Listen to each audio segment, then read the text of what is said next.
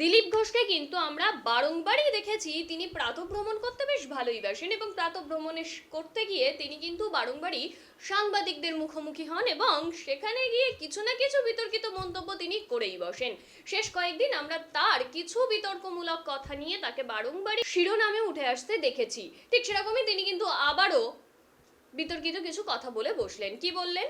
সাত সকালেই পুলিশকে কটাক্ষ করলেন, বললেন পোষা কুকুরের মতন তাবেদারি করে, এর নামে এফআইআর করে বেড়াচ্ছে, ওর নামে কেস করে বেড়াচ্ছে, এর বেশি পুলিশ আর কি করতে পারে।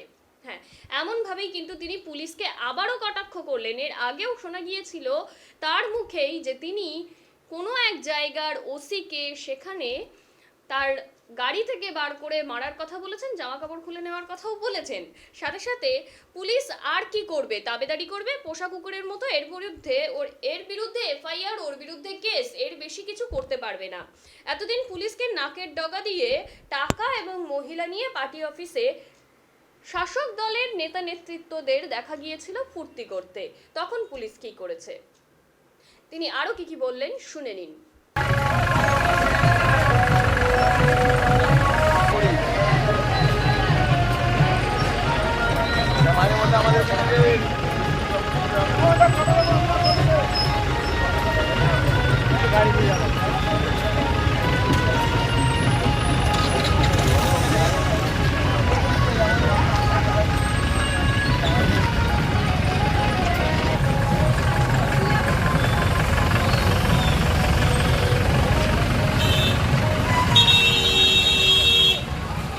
জনের বিরুদ্ধে এফআইআর হয়েছে সন্দেশখালীতে, কি বলবেন?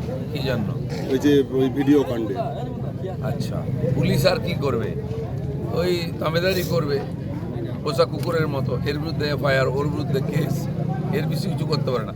আজকে পুলিশের নাকের ডগায় দিনের পর দিন মেয়েদেরকে রাত্রেবেলায় পার্টি অফিসে নিয়ে গিয়ে ফুর্তি করা হতো।